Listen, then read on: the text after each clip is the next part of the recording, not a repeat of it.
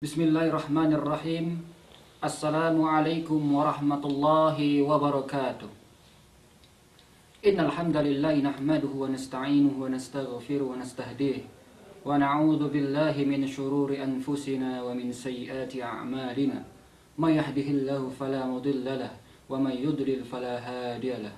Ashhadu an la ilaha illallah wahdahu la syarika lahu wa ashhadu anna Muhammadan 'abduhu wa rasuluhu nabiyyu wa khaliluhu wa safiyyuhu لا نبي بعده.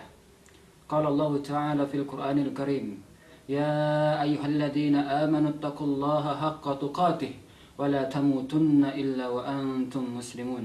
وقال أيضا: يا أيها الناس اتقوا ربكم الذي خلقكم من نفس واحدة وخلق منها زوجها وبث منهما رجالا كثيرا ونساء واتقوا الله الذي تساءلون به والأرحام إن الله كان عليكم رقيبا.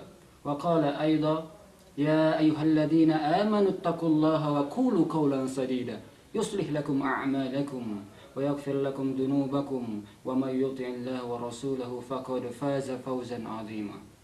فإن أصدق الحديث كتاب الله وخير الحدي حدي محمد صلى الله عليه وسلم وشر الأمور محدثاتها وكل محدثة بدعة وكل بدعة ضلالة. أما بعد.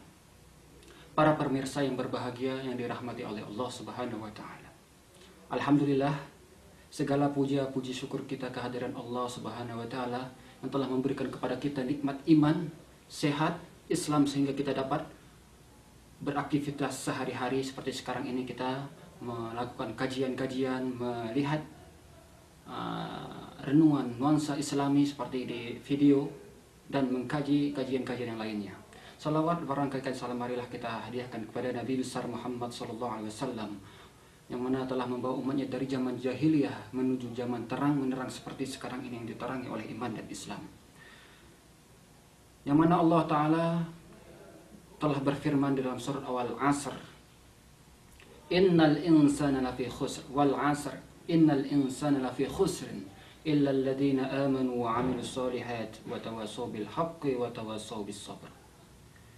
Kaum muslimin rahimakumullah, seandainya banyak manusia mengetahui bahkan menghafal surat Al-Asr ini, dan kebanyakan umat Islam menghafal dan mengetahui surat Al-Asr ini, akan tapi namun sungguh disayangkan tidak terlalu banyak manusia bisa memahami apa kandungan surat Al-Asr ini.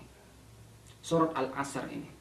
Seandainya mereka mengetahui dan memahami dan mengamalkan surat Al-Asr ini, sungguh mereka sudah cukup, agama mereka sudah cukup dari apa yang telah ada. Seandainya mereka tahu betapa besar dan makna dan kandungan surat Al-Asr ini, betapa pentingnya. Seperti yang dikatakan Imam Syafi'i, "Lau tadabbaron nasu hadhihi surah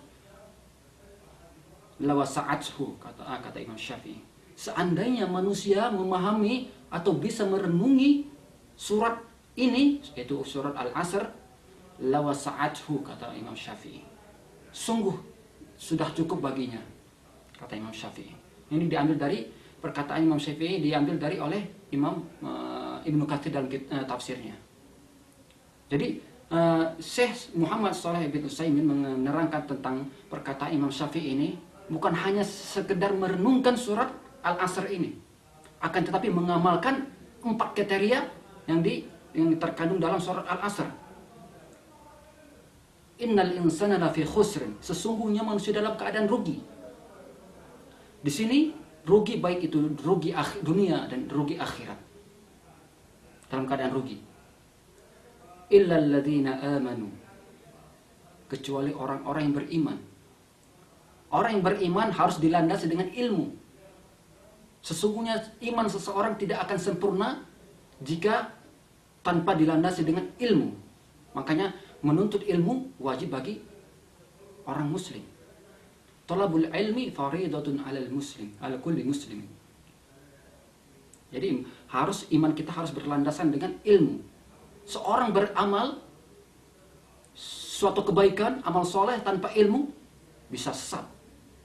Makanya kita perlu menuntut ilmu untuk menjalani, untuk mengamalkan amalan yang telah disyariatkan oleh Allah Subhanahu wa taala dan yang diterangkan oleh Rasulullah sallallahu alaihi wasallam. Jadi itu dia. Illal ladzina amanu, kecuali orang-orang yang beriman. Manusia semuanya dalam keadaan rugi kata Allah.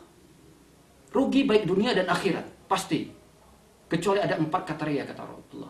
Illal ladzina amanu, kecuali orang-orang yang beriman. Al-iman dalam hati.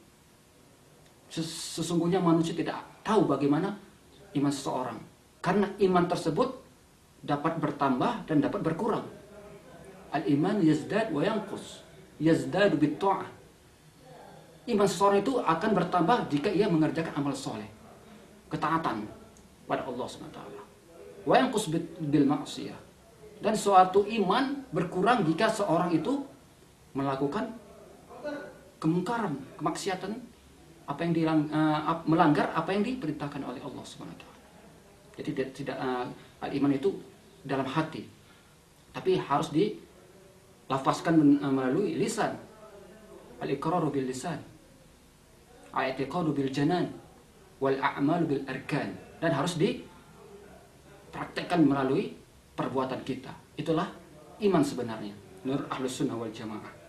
Kemudian illal ladzina amanu wa 'amilus shalihat, dan orang-orang yang mengerjakan amal soleh. Yang kedua, syarat yang kedua, mengerjakan amal soleh. Sesuatu amal itu, baik itu amal yang diwajibkan oleh Allah Subhanahu wa taala ataupun amal yang mustahab atau dianjurkan. Jadi syarat amal soleh itu ada 2, yaitu al-ikhlasu lillahi ta'ala. Kemudian mutaba'atu Rasulillah sallallahu alaihi wasallam.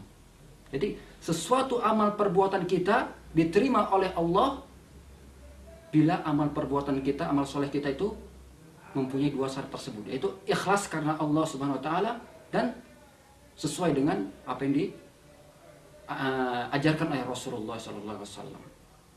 Kemudian illal ladzina amanu wa 'amilus shalihat wa tawassaw bil haqq, dan orang-orang yang saling menasihati dalam kebenaran, atau dikatakan dakwah ilallah, mendakwahkan Allah, mendakwahkan manusia dalam jalan yang benar, menasihati orang yang sesat. Itulah dakwah, menerangkan kepada manusia, pada masyarakat tentang kebenaran apa yang diajarkan oleh Rasulullah SAW. Dakwah ilallah. Maka di dalam dakwah mempunyai, harus disertai dengan kesabaran. Wa tawassaw bis sabr, yang terakhir, harus dilandasi dengan kesabaran dalam dakwah. Karena pasti orang yang berdakwah di jalan Allah pasti ada rintangan dan tantangan. Seperti yang dilakukan oleh Rasulullah SAW, yang mana beliau berdakwah sehingga beliau dicaci, dihina, hampir-hampir dibunuh oleh orang kafir Quraisy. Itu tantangan dakwah oleh Rasulullah. Begitu juga dengan kita sekarang ini. Dalam berdakwah kita harus mempunyai sifat sabar, karena dalam dakwah pasti ada tantangan yang sangat besar. Nah, jadi itulah kriteria, 4 kriteria sifat yang menjadikan seorang manusia, seorang muslim dapat menjadikan orang tersebut beruntung, terhindar dari terhindar dari bencana, terhindar dari kerugian yang telah diterangkan oleh Allah Subhanahu wa taala dalam surat Al-Asr. Sungguh manusia dalam keadaan rugi kecuali 4 kriteria tersebut: iman, amal soleh, kemudian dakwah ilallah, kemudian sifat sabar. Inilah yang bisa saya sampaikan tentang keutamaan surat Al-Asr. Sesungguhnya kita dapat mengamalkan surat Al-Asr ini bukan hanya merenungi, memahami, akan tetapi dapat mengamalkan isi kandungan yang terdapat dalam surat Al-Asr ini. Sungguh itu sudah cukup bagi kita untuk menuju jalan yang diridhai oleh Allah Subhanahu wa taala. Mungkin itu saja, kurang dan lebih mohon maaf. Wabillahi taufik wal hidayah. Wassalamualaikum warahmatullahi wabarakatuh.